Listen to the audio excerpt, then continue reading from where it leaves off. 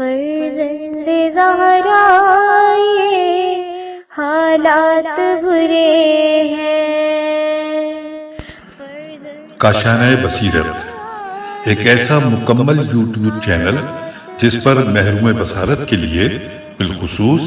اور تمام افراد کے لیے بالعموم سینکڑوں کی تعداد میں اسلامی کتب دستیاب ہیں. لہذا گزارش ہے کہ آپ اپنی ذمہ داری نبھاتے ہوئے کاشانۂ بصیرت کو سبسکرائب کرنے کے ساتھ ساتھ بیل آئیکن کو پریس کیجیے تاکہ آپ علم کے حصول کے ساتھ ساتھ مذہب اہل بیت کی اشاعت میں بھی اہم کردار ادا کرتے رہیں. کاشانۂ بصیرت. فرزند زہرا یہ حالات برے ہیں. بسم اللہ الرحمن الرحیم. السلام علیکم سامعین. کاشانۂ بصیرت کا یوٹیوب چینل میں سیمی زوار ہم مل کر پڑھے ہیں کتاب کلام امیر المومنین علی علیہ السلام شرح نہج البلاغہ، تالیف آیت اللہ ناصر مکارم شیرازی، ترجمہ زیر نگرانی مولانا سید شہنشاہ حسین نقوی، پیشکش باب العلم دارالتحقیق کراچی. یہ ہے ریڈنگ کا پارٹ نمبر 13 اور یہاں پر ہم پڑھنے جا رہے ہیں خطبہ 185 کا جو لاسٹ سیشن میں ہم نے اس کے 5ویں حصے کی شرح بھی پڑھ لی تھی، لیکن ابھی نقطہ پڑھنا باقی تھا. ہم نقطہ پڑھیں گے اور اس کے بعد اس خطبے یعنی کہ خطبہ 185 کا چھٹا اور آخری حصہ پڑھتے ہوئے اس ریکارڈنگ میں اس کو مکمل کر لیں گے. آئیے باقاعدہ ریڈنگ کا آغاز کرتے ہیں. پیج ہے 163. لکھا ہے نکتہ اور اس میں ہیڈنگ ہے ٹڈیوں کی حیرت انگیز زندگی. پھر پڑھ لیتے ہیں ٹڈیوں کی حیرت انگیز زندگی. لکھا ہے تعجب انگیز حشرات میں سے ایک ٹڈی ہے، ایسا حیوان جو عام حالت میں بے ضرر کھیتوں، باغوں، دروں اور پہاڑوں کے گوشہ و کنار میں زندگی گزارتے ہیں، لیکن جب انہیں پراسرار حکم ملتا ہے تو بڑی تیزی کے ساتھ تولید مثل میم سے لام کرتے ہیں اور بڑے بڑے جھنڈ کی صورت میں بادلوں کی طرح آسمان میں پھیل جاتے ہیں اور جس کھیت یا باغ پر چڑھائی کرتے ہیں اسے نابود کر کے چھوڑ دیتے ہیں. ماہرین کے مطابق اس حیوان کی ساخت بہت عجیب اور پیچیدہ ہے. مثلاً یہ کہ اس کی 2 مرکب آنکھیں اور 3 بسیط آنکھیں ہوتی ہیں. بے سین یہ تو بسیط آنکھیں ہوتی ہیں. اس کی مرکب آنکھیں 4000 حصوں پر مشتمل ہیں اور ہر حصہ مخصوص بناوٹ کا حامل ہے. پھر ان سب حصوں کے مجموعے سے ایک بینا آنکھ تشکیل پاتی ہے. جہاں تک اس کی بسیط یعنی بسیط کے آگے لکھا ہے بریکٹ میں سادہ آنکھوں کی بات ہے تو وہ اس کے سر کے اوپر واقع ہیں. اس کا سینہ 3 حلقوں سے اور شکم 10 ملتے جلتے حلقوں سے تشکیل پاتا ہے. اس کے 2 قسم کے پر ہیں. پروں کا ایک جوڑا جو کافی سخت ہے اس کے اگلے حصے میں واقع ہیں. یہ ایک فریم کی شکل میں ہوتے ہیں اور پرواز کے لیے استعمال نہیں ہوتے، بلکہ ان کا کام پرواز کے لیے استعمال ہونے والے نازک پروں کی حفاظت ہے جو آرام کرتے وقت سمٹ کر اگلے مضبوط پروں کے نیچے محفوظ ہو جاتے ہیں. ٹڈی کی پچھلی ٹانگیں نسبتاً بڑی ہوتی ہیں اور جست و خیز میں اس کی مدد کرتی ہیں. یہ حشرہ بہار ہے شین رے اور پھر ہے حشرہ بہار یا گرمیوں کے موسم میں انڈے دیتا ہے. یہ انڈے اس کی مادہ کی دم کے نیچے حصے سے نکل آتے ہیں اور پہلے سے زمین میں بنائے ہوئے سوراخوں میں قرار پاتے ہیں. اس کے بچے انڈوں سے نکل آنے کے بعد حریص اور زیادہ کھانے کی طلب میں ہوتے ہیں، چنانچہ جو کچھ ان کی راہ میں انہیں ملتا ہے اسے ہڑپ کر جاتے ہیں. اسی لیے ٹڈیوں کے سے مقابلے کے وقت ہمیشہ ان کے انڈے دینے کی جگہ کا پتہ لگانا چاہیے اور بچوں کے انڈوں سے نکل آنے سے پہلے ہی ان سے نمٹنے کا انتظام کرنا چاہیے. ٹڈی کی مختلف قسمیں ہیں جیسے دریائی ٹڈی، مراکشی ٹڈی اور اٹالین ٹڈی، جو دیگر قسموں کی نسبت فصلوں کو زیادہ نقصان پہنچاتی ہے. ہم آگے پیج 164 پہ لکھا ہے ٹڈی کی زندگی کے عجائبات میں سے ایک یہ ہے کہ انڈے سے نکل کر مکمل شکل پا کر اڑنے تک اس کی 6 مرتبہ شکل بدل جاتی ہے، اور ٹڈیوں کے جتھے بعض اوقات اس قدر زیادہ اور وسیع ہوتے ہیں کہ فضا میں ہزاروں مربع کلومیٹر کے احاطے پر چھا جاتے ہیں۔ یہاں پر حاشیے میں اس کے بارے میں تفصیلات کچھ یوں لکھی ہیں کہ کتاب الزلجی الحدیث تالیف و ترجمہ محمد کاظم الملکی، جلد نمبر 2 صفحہ نمبر 329، اور فرہنگ معین میں لفظ ملخ میم لام خے کے ذیل میں ملاحظہ کیجیے۔ اور اب آئیے چلتے ہیں اگلا حصہ اس خطبے کا، یعنی خطبہ 185 کا چھٹا حصہ، چھٹا اور آخری حصہ ہم پڑھنے جا رہے ہیں۔ اس میں عربی کہاں سے شروع ہو کر کہاں ختم ہوتی ہے، آئیے آپ کی سماعتوں کی نظر۔ فتبارک اللہ الذی سے سٹارٹ ہوتی ہے اور ختم ہوتی ہے بعدا جدوبہا، یہاں پر ختم ہو رہی ہے، یعنی کہ یہاں پر یہ خطبہ نمبر 185 بھی مکمل ہو رہا ہے۔ آئیے اب اس کا ہم ترجمہ پڑھتے ہیں۔ لکھا ہے پاک ہے وہ ذات کہ جس کے سامنے آسمان و زمین میں جو کوئی بھی ہے خوشی یا مجبوری سے بہر صورت سجدے میں گرا ہوا ہے، اور اس کے لیے رخسار اور چہرے کو خاک پر مل رہا ہے، اور عجز و انکساری سے اس کے آگے سرنگوں ہے، اور خوف و دہشت سے اپنی باغ ڈور اپنے اسے سونپے ہوئے ہے۔ پرندے اس کے حکم کی زنجیروں میں جکڑے ہوئے ہیں، اور ان کے پروں اور سانسوں کی گنتی تک کو جانتا ہے، اور ان میں سے کچھ کے پیر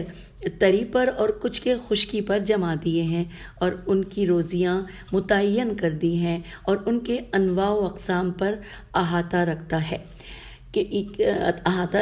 یہ کوا ہے، یہ عقاب ہے، یہ کبوتر ہے، اور یہ شتر مرغ ہے۔ اس نے ہر پرندے کو اس کے نام پر دعوت یعنی وجود دی اور اس کی روزی کا ذمہ لیا، اور یہ بھاری بوجھل بادل پیدا کیے کہ جن سے موسلا دھار بارشیں برسائیں، اور حصائے رسدی مختلف اور آگے لکھا ہے بریکٹ میں کہ سرزمینوں پر،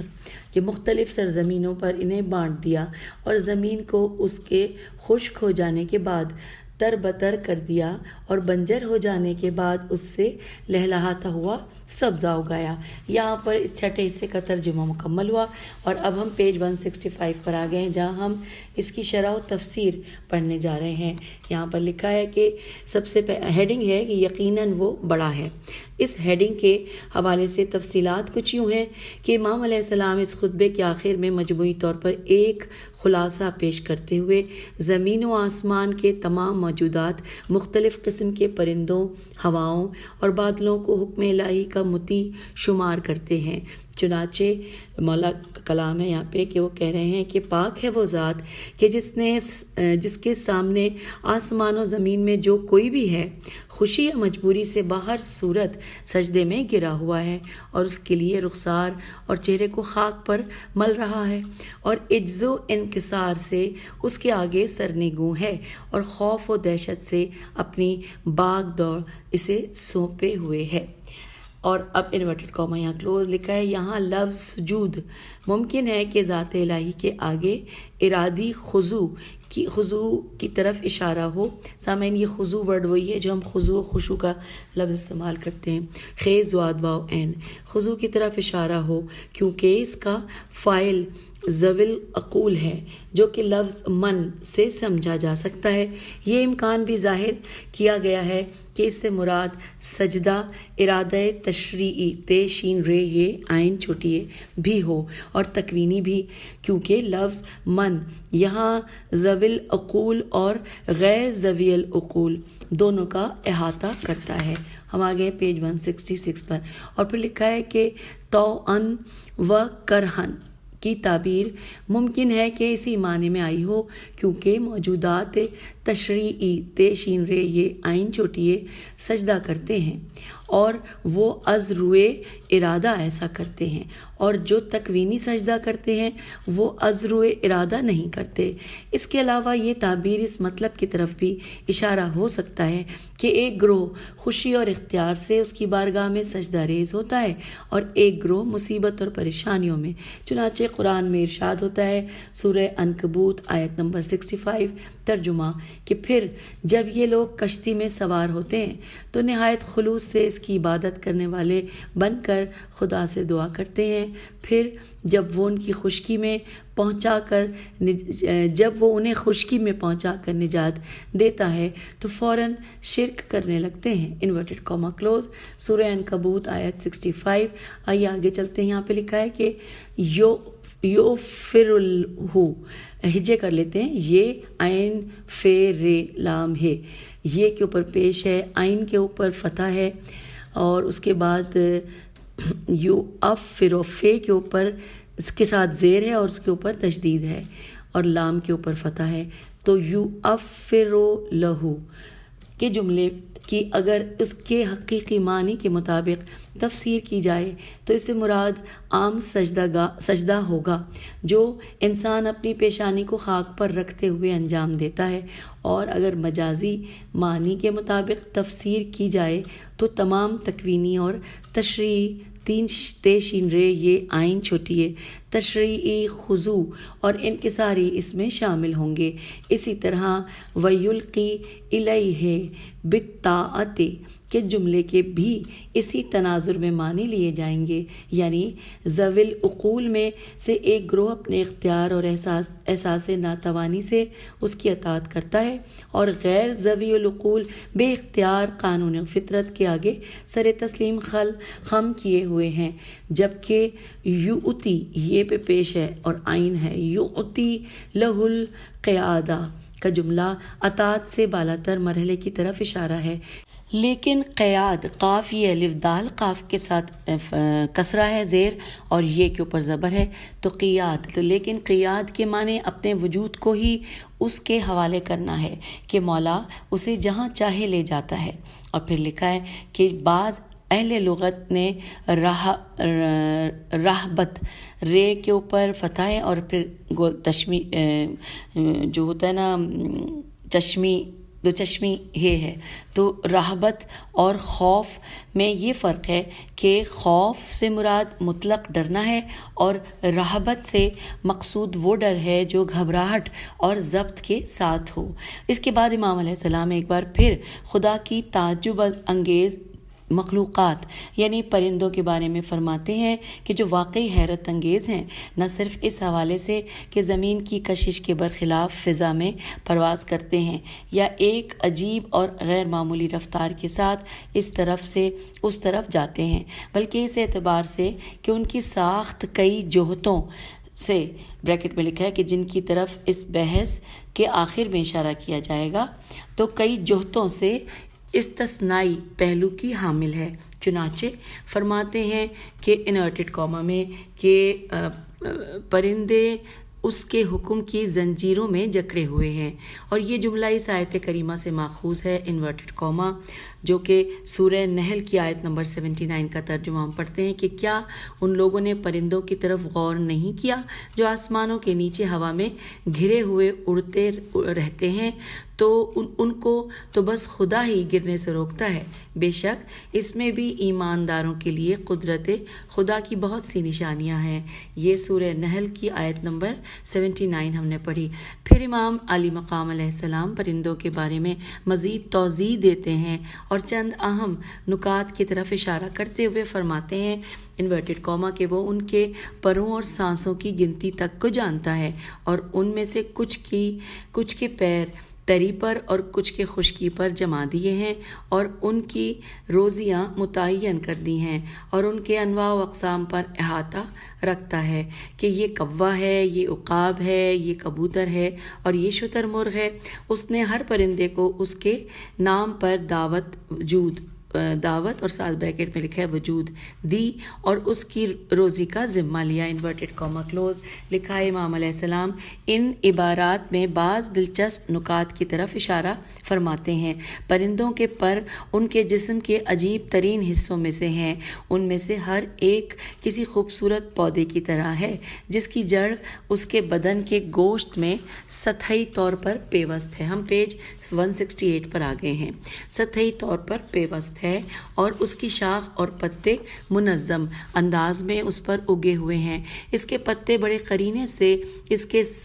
سر و گردن، بازوؤں اور سینے کے اطراف میں چنے گئے ہیں. ان میں سے جو بھی گر جاتا ہے اس کی جگہ ایک اور تازہ پودا اگاتا ہے. اس کی لطافت و باریکی عجیب اور اس کی رنگت عجیب تر ہے. پھر آپ علیہ السلام ان کے پاؤں کی طرف اشارہ فرماتے ہیں کہ ان میں سے بعض کے پاؤں خشکی کے لیے تخلیق ہوئے ہیں جو چھوٹے اور مضبوط ہیں، جبکہ بعض کے دریاؤں اور نہروں کے کناروں میں تیرنے کے لیے تخلیق ہوئے ہیں جو لمبے ہوتے ہیں، اور ساتھ ہی ان کی گردن بھی لمبی ہوتی ہے جس کے ذریعے وہ پانی کے اندر سے اپنی غذا حاصل کرتے ہیں. اس کے بعد آپ علیہ السلام ان کی خوراک سے متعلق بیان فرماتے ہیں کہ ان میں سے ہر ایک کے لیے غذائی دانوں اور دیگر اشیاء میں مخصوص حصہ پایا جاتا ہے. دلچسپ بات یہ ہے کہ پرندوں میں سے کوئی سا بھی ان دانوں کو چبانے کے لیے دانت نہیں رکھتا. اس کے بدلے میں ان کو ایک ایسا مضبوط معدہ جسے عربی میں قانصہ قاف الف نون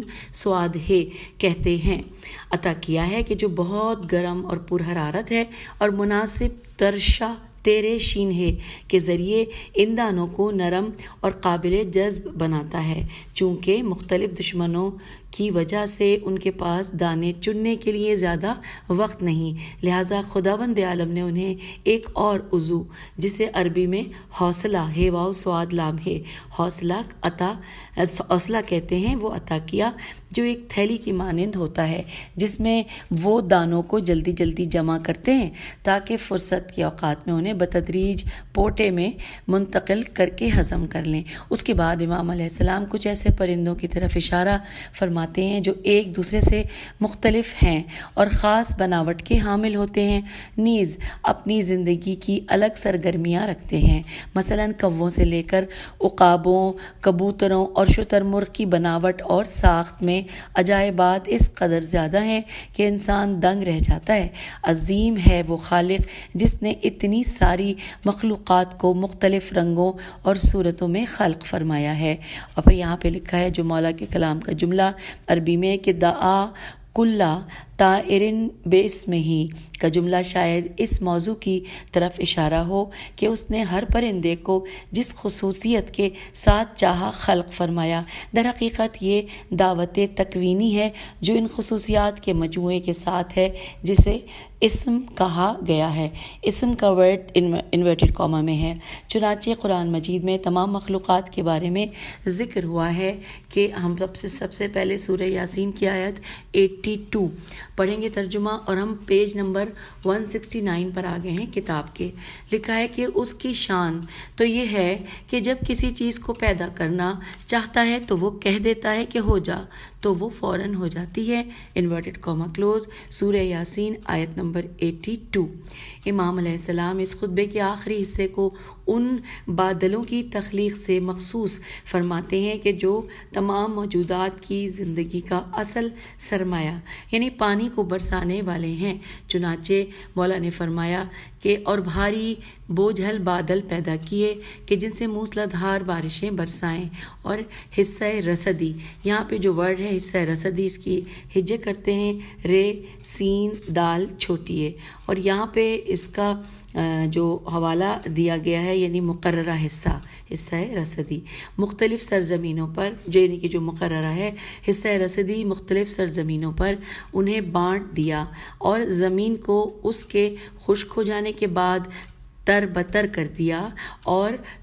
بنجر ہو جانے کے بعد اس سے لہلہاتا ہوا سبزہ اگایا. انورٹڈ کاما یہاں پہ کلوز ہو گیا. اور پھر لکھا ہے کہ ہم جانتے ہیں کہ بادلوں کی کئی قسمیں ہیں. کچھ بادل صرف سائے کے لیے ہوتے ہیں جن میں تقریباً کوئی 5 کوئی پانی نہیں ہوتا، دوسرے وہ بادل ہیں کہ جن میں کچھ پانی ہوتا ہے، اور تیسرے وہ ہیں کہ جو پانی سے بوجھل ہوتے ہیں، گویا وہ فضا میں معلق سمندر ہیں۔ یہ بادل معمولاً فضا کی نچلی سطحوں پر ہوتے ہیں۔ قرآن کریم نے اس قسم کے بادلوں کو سحاب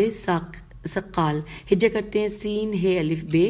اور زیر اور سے قاف الف لام، سحاب ثقال سے تعبیر کیا ہے۔ چنانچہ ارشاد ہوتا ہے پروردگار کا سورہ اعراف آیت نمبر 57 کہ اور وہی تو وہ خدا ہے کہ جو اپنی رحمت ابر سے پہلے خوشخبری دینے والی ہواؤں کو بھیجتا ہے، یہاں تک کہ جب ہوائیں پانی سے بوجھل بادلوں کو لے اڑیں تو ہم ان کو کسی شہر کی طرف کہ جو پانی کی نایابی سے گویا مر چکا ہے ہنکا دیتے ہیں، اور پھر ہم اس سے پانی برساتے ہیں، پھر ہم ان سے ہر طرح کے پھل زمین سے نکالتے ہیں۔ اور اب سامعین یہاں پہ ہم پیج 170 پہ آ گئے ہیں، اور اس کے بعد یہاں پہ اس خطبے کا آخری حصہ جس کا عنوان ہے نکتہ، اور یہاں ہیڈنگ ہے کہ بڑے درس اور مختصر جملے۔ لکھا ہے اس خطبے میں ہمارے لیے کئی اہم دروس پائے جاتے ہیں، مثلاً یہ کہ ہم خدا کی عظمت کے اسرار کو اس دنیا میں موجود چھوٹی سے چھوٹی مخلوقات میں بھی تلاش کر سکتے ہیں، کیونکہ بہت سی چھوٹی اور بظاہر ناچیز نظر آنے والی مخلوقات جیسے چیونٹی اور ٹڈی وغیرہ میں تخلیق کے حیرت انگیز اسرار پائے جاتے ہیں۔ ہمیں پہلی بار نظر آنے والی ہر چیز کو خوب وقت سے دیکھنا چاہیے کہ تاکہ اس کے تعجب آمیز اسرار کا پتہ لگ جائے اور ان مخلوقات کے ذریعے دانا و توانا خالق تک پہنچ جائیں۔ یہ مطلب قابل توجہ ہے کہ اگلوں نے مخلوقات خصوصاً حیوانات کے اسرار خلقت کے بارے میں کچھ ایسی باتیں بتائی ہیں جو صرف افسانے کی حد تک ہیں، جبکہ امام علیہ السلام نے جو کچھ اس خطبے اور نہج البلاغہ کے دیگر خطبوں میں اسرار خلقت سے متعلق فرمایا ہے وہ ہر قسم کے مبالغے اور بےہودہ گوئی سے بالاتر ہے۔ سامعین یہاں پر پیج 170 پر ہم نے یہ خطبہ 185 مکمل کر لیا۔ اب چونکہ صرف 20 منٹ ہوئے ہیں تو ہم اب اگلے ٹائم میں اگلا ہی خطبہ شروع کرتے ہیں، خطبہ 186 پیج نمبر 171 پہ۔ یہ خطبہ توحید کے متعلق ہے اور علم و معرفت کی اتنی بنیادی باتوں پر مشتمل ہے کہ جن کا کوئی دوسرا خطبہ احاطہ نہیں کرتا۔ اور اب آئیے خطبہ 186 کے لیے خطبے کی سند کو جانتے ہیں۔ لکھا ہے مصادر نہج البلاغہ کے مصنف رحمۃ اللہ نے اس مقام پر سب سے پہلا مطلب سید مرتضیٰ کی کتاب امالی سے نقل کیا ہے اور فرمایا ہے کہ توحید و عدل جیسے اصول کی شرح امیر المومنین علیہ السلام کے خطبات اور کلام سے لی گئی ہے، اور علماء کلام نے اس سلسلے میں جو کچھ کہا ہے وہ سب آپ علیہ السلام کے ان خطبات اور اقوال سے ماخوذ ہے۔ پھر مزید فرماتے ہیں کہ اس خطبے کو طبرسی نے اپنی کتاب احتجاج میں معمولی فرق کے ساتھ نقل کیا ہے، جو اس بات کا پتہ دیتا ہے کہ انہوں نے ان مطالب کو نہج البلاغہ کے علاوہ کسی اور منبع سے اخذ کیا ہے، جبکہ اس کے بعض حصوں کو مرحوم کلینی نے سید رضی رحمۃ اللہ سے پہلے اپنی کتاب اصول کافی کی پہلی جلد جو کہ اپنی پہلی جلد میں نقل کیا ہے۔ یہاں پر حوالہ دیا ہوا بریکٹ میں مصادر نہج البلاغہ جلد نمبر 2 صفحہ نمبر 477۔ پھر لکھا ہے کہ دوسری طرف اس خطبے کے مطالب اس قدر بلند ہیں کہ امام معصوم علیہ السلام اور حجت خدا کے علاوہ کسی اور سے ہونے کا امکان نہیں پایا جاتا۔ لکھا ہے کہ ہم جانتے ہیں کہ روایات کے معصومین علیہ السلام کی طرف استناد الف سین تے نون الف دال کے صحیح ہونے کی دلیلوں میں سے ایک ان کے مضامین کا بلند ہونا ہے۔ یہ سب تفصیل ہم نے خطبے کی سند میں پڑھی، اور اب ہم پڑھنے جا رہے ہیں خطبہ ایک نگاہ میں۔ ہیڈنگ ہے، لکھا ہے امام علیہ السلام نے اس خطبے میں صفات الہی سے متعلق نہایت فصیح کلام ارشاد فرمایا ہے۔ آپ علیہ السلام نے اس میں اوصاف الہیہ میں سے 70 سے زائد اوصاف بیان فرمائے ہیں۔ آپ علیہ السلام کے دیگر خطبات میں سے کسی میں بھی اس حد تک اوصاف جمال و جلال بیان نہیں ہوئے ہیں۔ دراصل امام علیہ السلام نے اس خطبے میں پیچیدہ ترین اعتقادی مسائل کی تشریح میں اپنے الہی افکار بیان کرنے کی صلاحیت کا مظاہرہ فرمایا ہے، اور اللہ کے تمام ثبوتی، سلبی اور اضافی صفات ایک خاص ترتیب کے ساتھ بیان فرمائی ہیں۔ مناسب ہے کہ نہج البلاغہ میں اس خطبے کو وہی رتبہ دیا جائے جو قرآن میں سورہ الحمد کو دیا گیا ہے کہ اسے قرآن کا 1/3 قرار دیا ہے۔ ہم پیج 171 مکمل کر کے 172 پہ آ گئے ہیں۔ لکھا ہے یہ ابھی وہی چل رہا ہے، یعنی کہ خطبہ ایک نگاہ میں۔ یہ خطبہ در حقیقت ایک ہی حصے پر مشتمل ہے جو اللہ کے اسماء و صفات کی شرح میں ہے، لیکن کچھ چشم پوشی کے ساتھ ہم اس کو 3 حصوں میں تقسیم کر سکتے ہیں۔ پہلا حصہ خدا کی صفات ثبوتیہ سے ہے ثبوتیہ کے بارے میں، دوسرا حصہ صفات سلبیہ سین لام بے یہ ہے کے بارے میں، اور تیسرا حصہ مسئلہ معاد میم عین الف دال اور انسانوں کو دوبارہ زندہ کرنے میں اللہ تعالیٰ کی قدرت کے بارے میں۔ الغرض جو بھی اس خطبے کا بغور جائزہ لے گا وہ سمجھ جائے گا کہ دنیا میں گزشتہ اور موجودہ الہی فلسفیوں میں سے کسی نے بھی اس قدر دقیق، واضح اور خوبصورت انداز میں اللہ کا تعارف نہیں کرایا ہے، یہاں تک کہ اگر قاری غیر مسلم ہو تو بھی ان جملوں کے کہنے والے کو ہزاروں مرتبہ آفرین کہے گا۔ سبحان اللہ۔ اور اب آئیے سامعین، ہم پڑھنے جا رہے ہیں خطبے کا پہلا حصہ، جیسا کہ آپ کو یہاں پہ ابھی ہمیں پتہ چلا کہ اس کو ہے یہ ایک ہی، لیکن اس کو بھی 3 حصوں میں احتیاطاً بانٹا گیا ہے۔ پہلا حصہ ہم پڑھتے ہیں، عربی میں کہاں سے کہاں تک ہے آپ کی سماعتوں کی نظر یہ آغاز ہو رہا ہے ما وحدہ سے اور ختم ہو رہا ہے متدانیتہا۔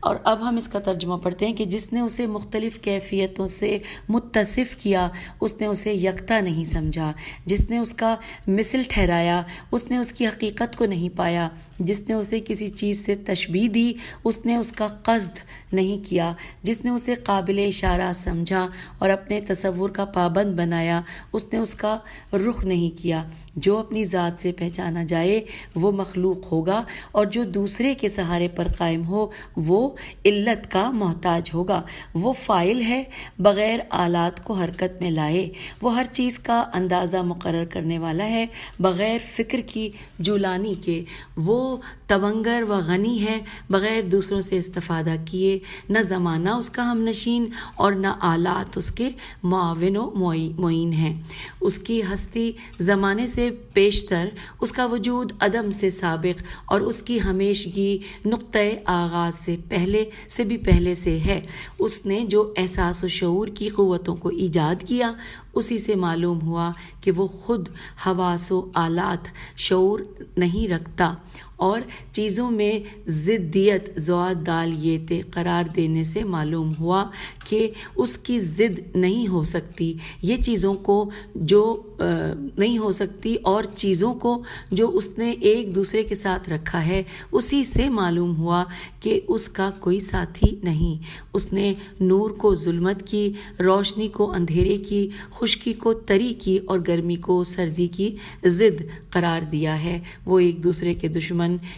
چیزوں کو ایک مرکز پر جمع کرنے والا، متضاد چیزوں کو باہم قریب لانے والا اور باہم پیوستہ چیزوں کو الگ الگ کرنے والا ہے۔ یہاں پر یہ پہلے حصے کا ترجمہ مکمل ہو گیا، اور اب ہم شرح و تفسیر پڑھتے ہیں۔ سب سے پہلے اس میں ہیڈنگ ہے صفات خدا کے بارے میں دقیق نکات۔ لکھا ہے جیسا کہ اوپر ذکر ہوا کہ یہ خطبہ علم الہی سے متعلق نفیس مطالب اور بیش بہا مباحث پر مشتمل ہے جو انتہائی فصاحت و بلاغت، بہترین اسلوب، ہم آہنگ عبارات اور خوبصورت پیرائے میں بیان ہوئے ہیں۔ امام علیہ السلام اس خطبے کے آغاز میں خدا کے چند صفات سلبیہ سین لام بے یہ کی طرف اشارہ کرتے ہوئے فرما رہے ہیں کہ جس نے اسے مختلف کیفیتوں سے متصف کیا، میم تے سواد فے متصف کیا، اس نے اسے یکتا نہیں سمجھا، جس نے اس کا مثل ٹھہرایا اس نے اس کی حقیقت کو نہیں پایا، جس نے اسے کسی چیز سے تشبیہ دی